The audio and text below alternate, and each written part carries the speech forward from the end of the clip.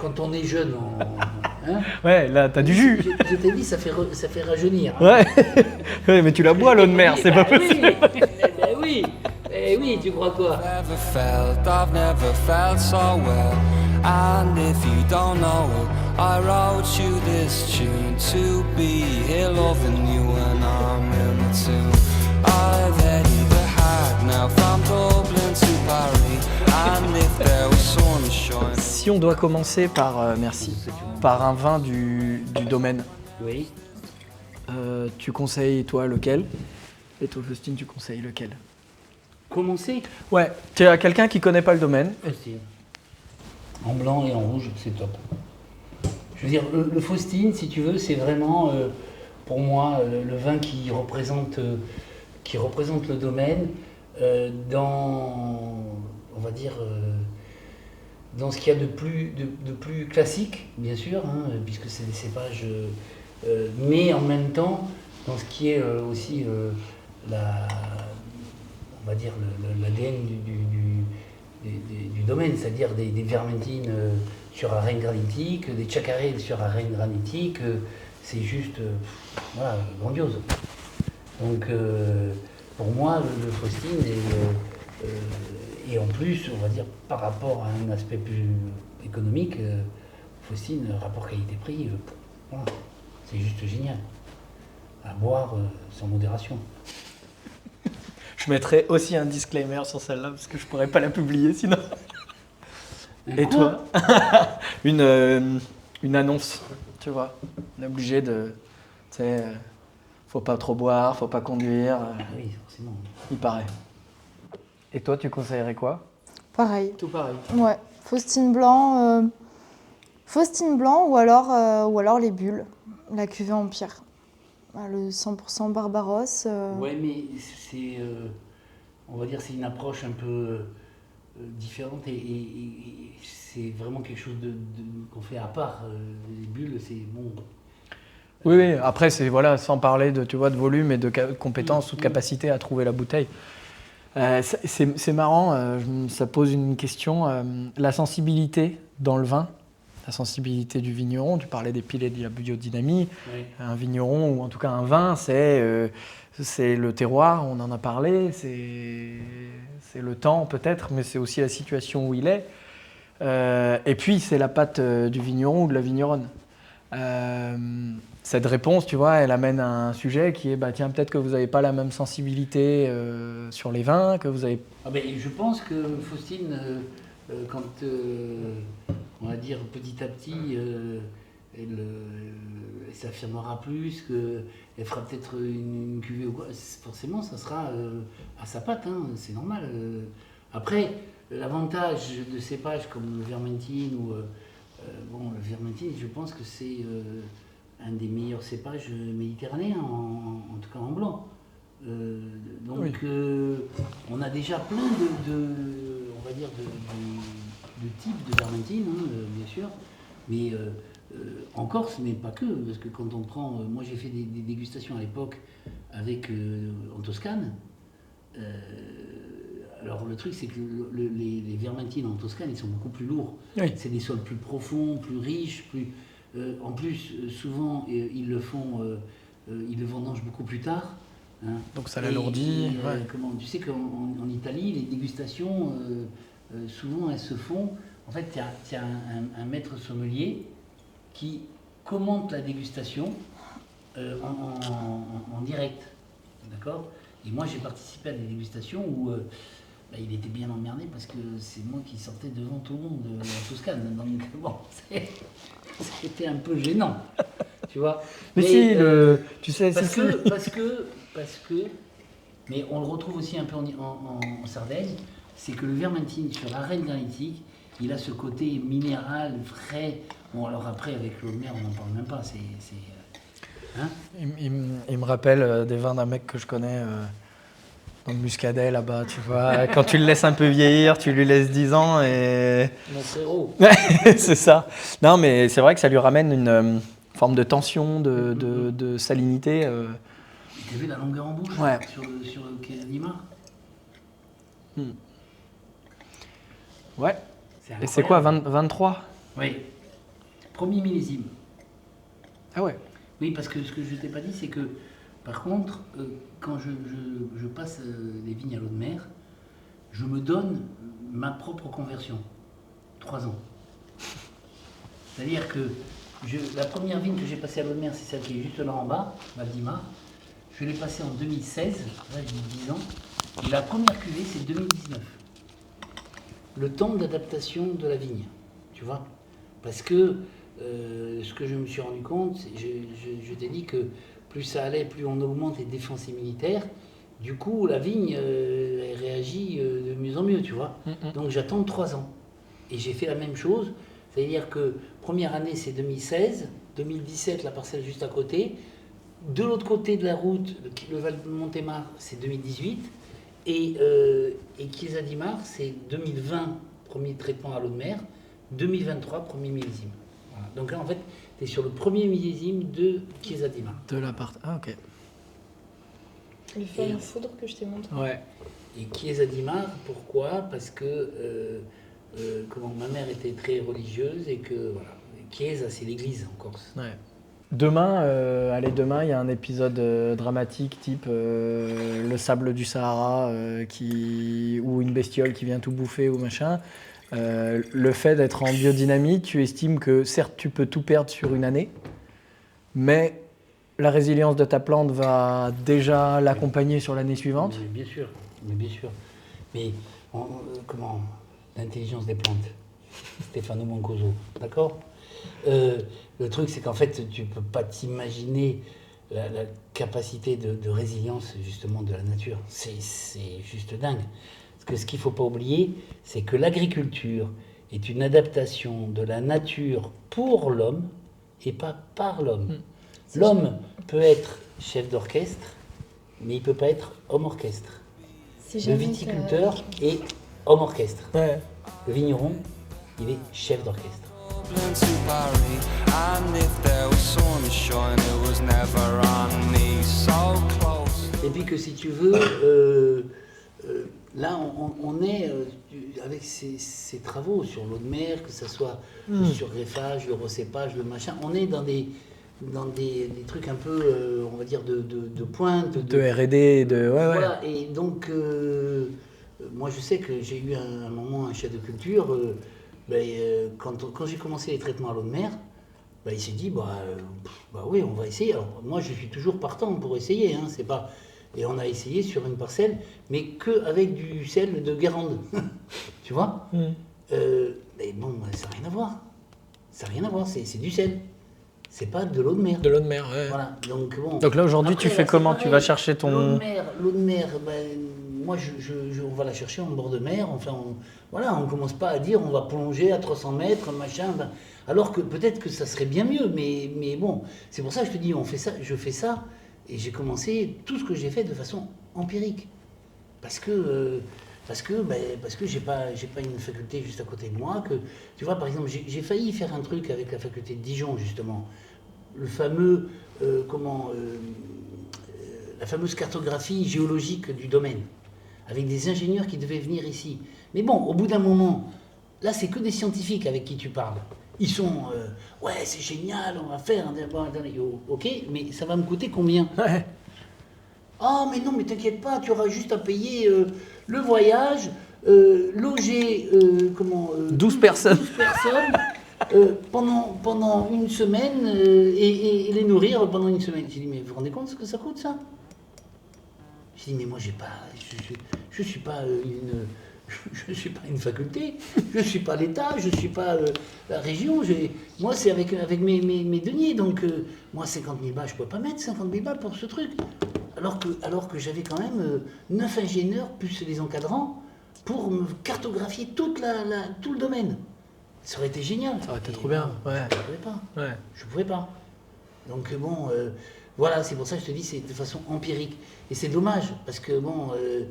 c'est comme, tu vois, l'attraction animale, c'est comme, moi je démontre que l'attraction animale, tu vois, j'en parlais il n'y a pas si longtemps que ça, puisque c'était le week-end dernier, pas le week-end dernier, la semaine dernière, avec Olivier Humbrech, par exemple, qui a arrêté l'attraction animale et tout ça, avec Marie-Thérèse Chapaz, qui a arrêté l'attraction animale. Enfin bon, moi, ça fait 15 ans et je continue. Et là, on a pris avec Faustine une nouvelle propriété à Sartène. On la passe toute à l'attraction animale. Parce que vous avez vu le travail dans les vignes.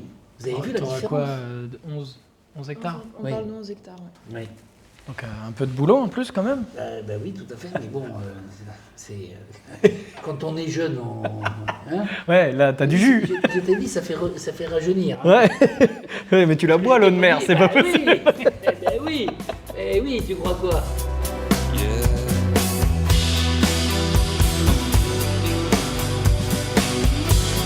Yeah. C'est quoi à tous les deux votre plus beau souvenir autour du vin? Et après on va parler de cette cuvée si vous voulez bien. Parce que Général. de général. Ah, oui. Ouais. C'est quoi Mon plus beau souvenir autour du vin? Il y en a plusieurs. Après, c'est des moments de partage entre vignerons. C'est juste magique. Mais là, ça peut être un salon à l'autre bout du monde. Ça peut être avec, par exemple, Mathieu Barré, avec les gars de Renaissance, avec Jérôme. Jérôme, oui, mais bon. Ça c'est un lundi pour toi. Oui, mais ça peut être. Mais c'est aussi des soirées qu'on a fait au domaine avec Jérôme, Gérard, comment il s'appelle, Gilles Serrouin. Enfin bon, Ouais. voilà des trucs. Bon, après moi c'est vrai que je suis à l'Académie du vin de France, donc bon, quand tu fais un voyage avec l'Académie, quand tu fais l'Assemblée Générale de l'Académie chez le doyen et que tu as la polée avant où tu goûtes tous les vins des académiciens, voilà, tu vois, mais te dire déjà que tu es là-dedans, c'est juste grandiose. Qu'est-ce qui t'émeut le plus aujourd'hui, toi, quand on parle de ton travail? Et je vais tirer un peu le fil. Est-ce que toi, ce qui te fait le plus plaisir, c'est le travail de biodie que tu as initié, que tu continues de faire, et cette vision d'avoir peut-être aussi des mecs qui t'ont suivi, ou des nanas, enfin des vignerons, des vigneronnes qui t'ont suivi, ou c'est le fait d'avoir réussi à mettre Abatouch sur la carte? Ah non, moi c'est pas... Non, moi et tu vois, par exemple, on en a parlé plusieurs fois avec Faustine sur, par exemple, l'eau de mer, de dire on va déposer une marque, un machin, un truc. J'ai dit non, moi, pas question. Moi, plus on est de fous, plus on rigole, plus il y a de gens qui vont plus mettre de soufre et plus mettre de cuivre dans les vignes, mieux ça sera. Et je vais pas aller me battre avec mes collègues ou mes amis, tu vois. Parce que à partir du moment où tu dis je dépose une marque, c'est que tu vas la défendre ta marque. Donc dans ces cas-là, c'est quand il y a quelqu'un qui veut faire la même chose, tu lui fais un procès. Donc non, moi je suis pas comme ça. Moi si tu veux, ce que j'essaye de faire, et c'est Faustine, c'est de transmettre pour les générations futures. Parce qu'aujourd'hui, malheureusement, on en a parlé tout à l'heure, hein, malheureusement, ce qu'on transmet, c'est catastrophique. Donc moi j'essaye d'être un peu un des petits flambeaux, de dire bon ben voilà, on peut transmettre des choses plus intéressantes, et qui, malgré l'évolution, malgré la modernité, fonctionnent. Tu vois ce que je veux dire? Ouais. Moi je ne suis pas en train de dire, c'est pas parce que je travaille au cheval que je suis rétrograde. Hein. Au contraire, je pense que je comparais avec Jérôme qui a un robot pour travailler les vignes, voilà, mais je lui montrais le travail au cheval, bon, sauf que le cheval ça va être que d'un côté. Lui son robot il fait des deux côtés. Les deux côtés, ouais. Voilà. Mais bon, si tu mets 2 chevaux, ça fait pareil, ça fait les deux côtés. Hein. Mais je veux dire que le travail il est aussi propre, tu vois.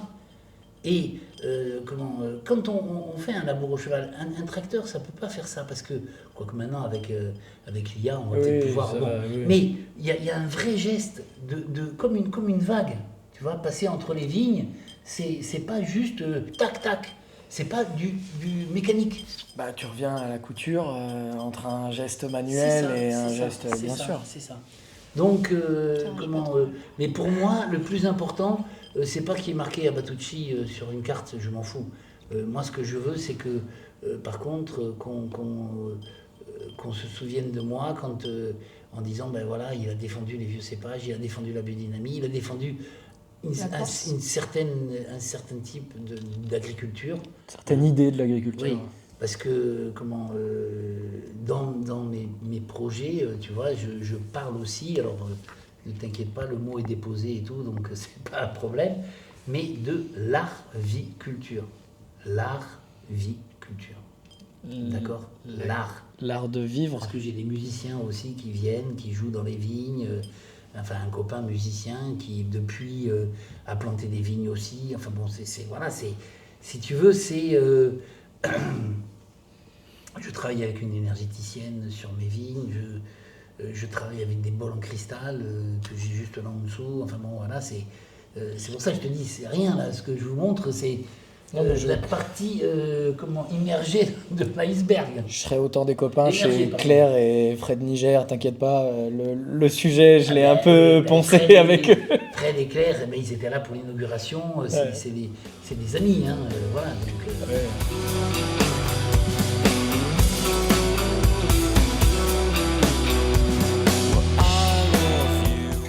Ton meilleur souvenir autour du vin? Je vais pas dire que j'en ai un, parce que j'en ai plein.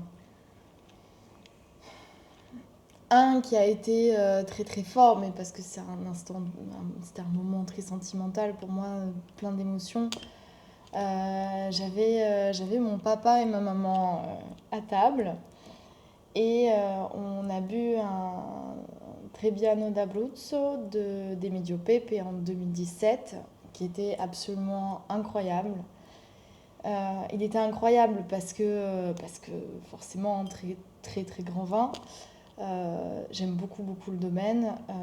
J'aime beaucoup Chiara aussi. Enfin, on aime beaucoup Chiara aussi. Et puis j'étais chez elle quand il y a eu l'incendie ici au domaine. Et puis voilà, ce moment très privilégié que j'ai eu avec mes parents. Après, je vais dire la première fois où j'ai découvert les vins du domaine.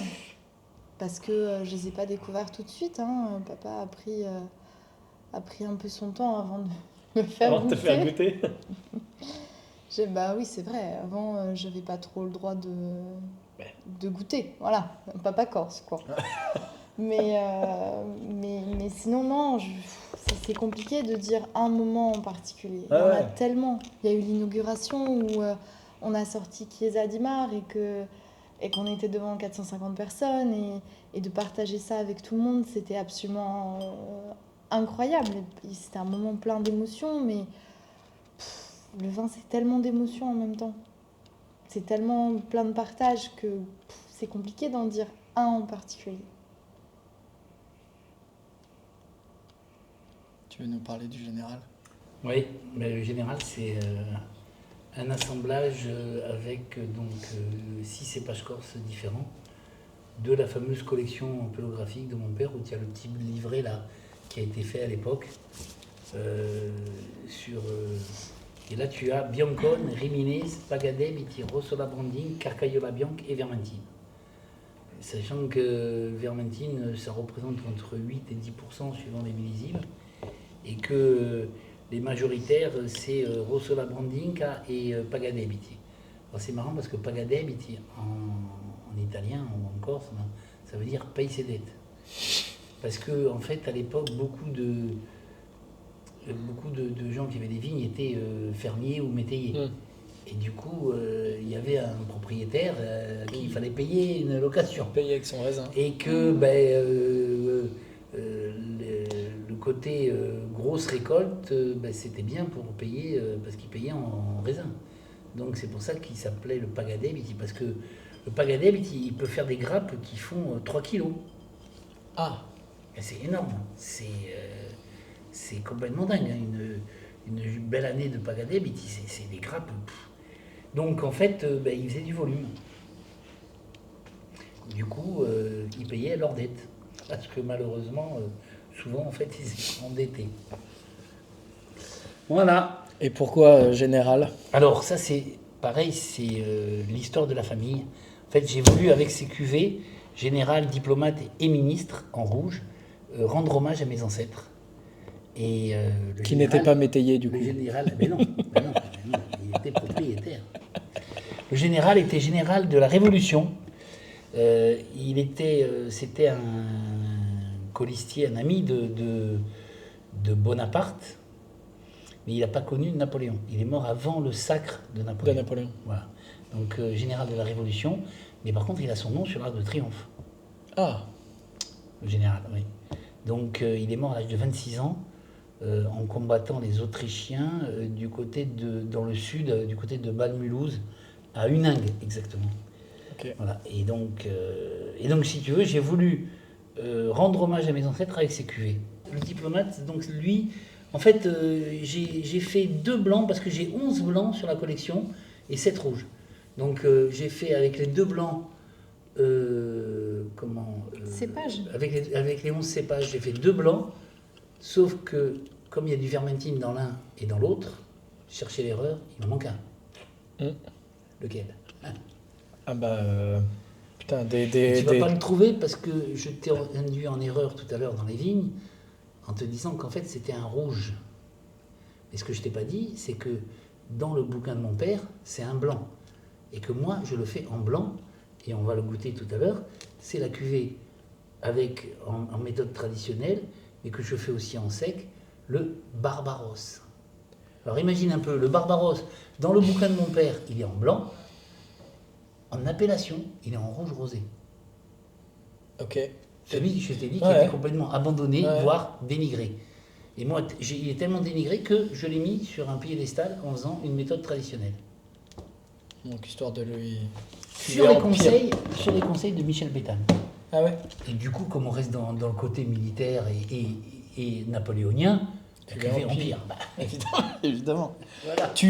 Pour remettre un peu de technique, en tout cas très rapidement, tu fais tout le temps le même assemblage ou il évolue en fonction de tes millésimes? En fait, ça évolue en fonction des millésimes. Par contre, il y a tous les cépages. Systématiquement, tu as tous les cépages. Voilà. Tu les vinifies, toi? Alors ça dépend. Il y a on fait quelquefois des assemblages avant, des assemblages après. Généralement, on va dire le général, les 3 quarts du temps. Pardon. À tes souhaits. Les 3 quarts du temps, le général, il est assemblé sur la parcelle, vinifié, pressé ensemble et vinifié ensemble. Alors que le diplomate, ça peut être un peu plus, si tu veux, il y a des cépages comme le Bianco Gentile, le Broustiane, qui peuvent être un peu plus précoces, alors que d'autres, parce que dans le diplomate, tu as Bianco Gentile, Broustiane, Genovese, Rossola Bianche et Vermentine. Et les 3 là peuvent être un peu plus tardifs. D'accord ?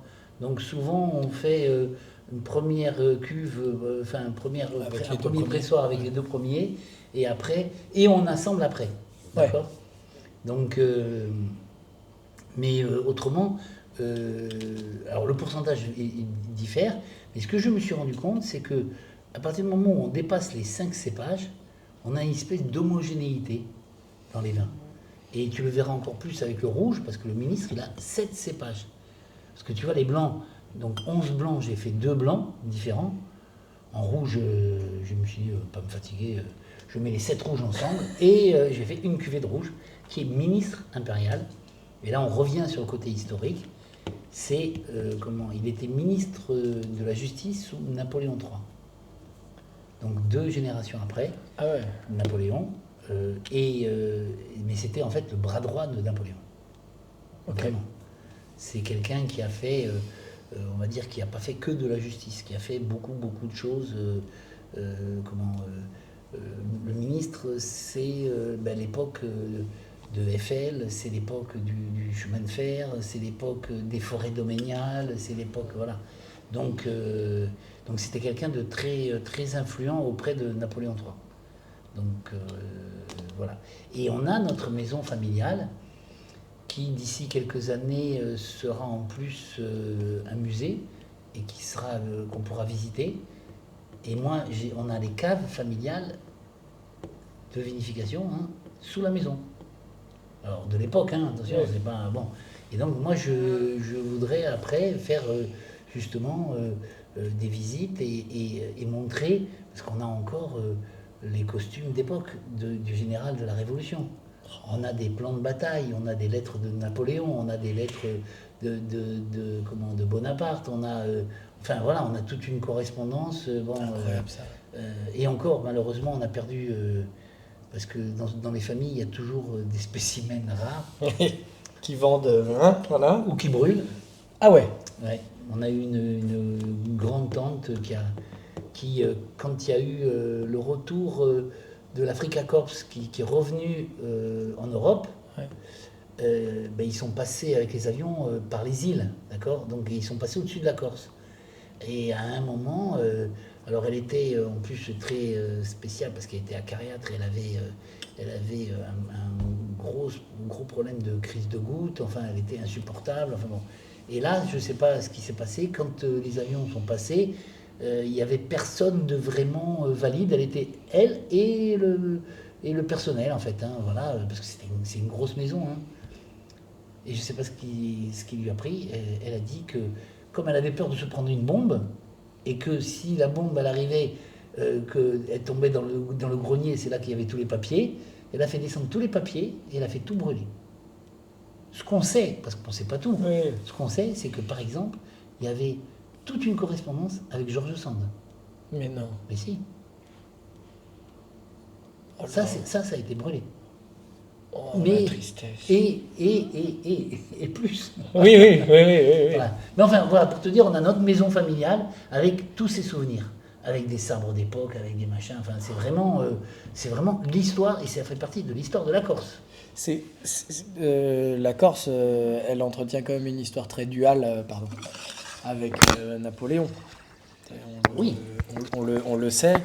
Oui, mais tu vois, nous, par exemple, on était comment tu veux?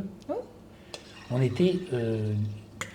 Napoléon a été le premier, enfin Bonaparte a été le premier à faire son école militaire en France. Oui.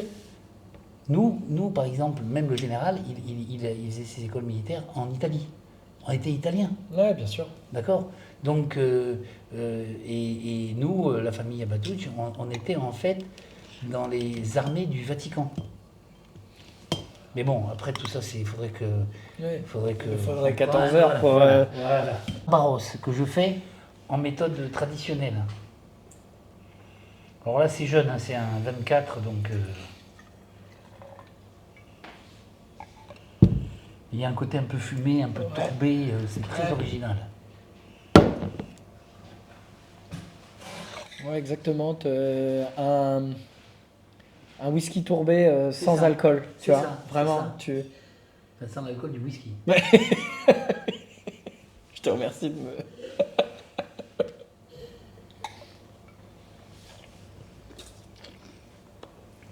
Mais presque avec un côté mentholé. Du beau menthol. J'en parlais, c'est très compliqué de dire qu'il y a un mentholé dans le vin parce que plein de fois, tu sais, ça peut être un côté végétal. Oui. Et bon, dire un vigneron droit dans les yeux, il y a du mentholé là un peu ton truc. Ah putain, quoi, il y a un défaut. Non, c'est... Et depuis le début qu'on goûte en Corse, vous avez ça, je trouve. Mais c'est pas en fait, en Corse, c'est pas le mentholé qu'on a, c'est le côté sauvage. Tu sais, moi j'étais ami avec Anne-Claude Leflèvre de Poligny, et elle est venue plusieurs fois chez moi, et elle me disait, c'est incroyable. Elle me dit, le Chacarel, c'est un pinot sauvage. Parce qu'en fait, on a la couleur du pinot, on va goûter après un Montebianco, 100% Chacarel, le fameux. On a la couleur du pinot, on a la structure du pinot, on a la matière du pinot, mais avec ce côté maquis, ce côté sauvage. Et par exemple, dans les parfums, là, on va refaire encore un lien avec l'histoire, tu vois. Il y a des parfums, on dit dans le Chacarel, il y a souvent des parfums d'épices, de poivre, de bon. Et bien en fait, ça vient d'une plante qui s'appelle le lentisque pistachier, d'accord. Et à l'époque, le lentisque pistachier, c'est encore mon copain historien qui me le dit, et bien en fait, on en faisait du poivre. Ça fait comme un peu des baies roses, mais qui ne sont pas des béroses, hein, mais qui faisaient un poivre. Il faut comprendre qu'à l'époque en Corse, tout se vendait, tout. Le maquis était protégé. Parce que là, en fait, on ne se rend pas compte, mais il y avait des animaux partout. Donc, en fait, c'était... et tout se vendait. Tout était...